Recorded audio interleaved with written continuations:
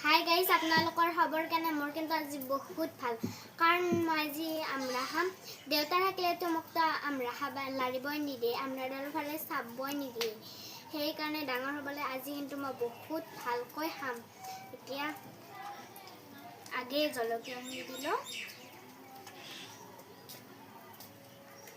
এবাৰ দিম নিমখ,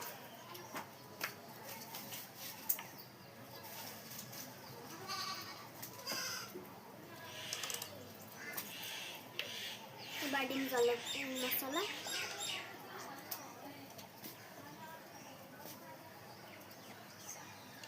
এতিয়া সানি ল'ম, তাৰপিছতহে খাব পাৰিম।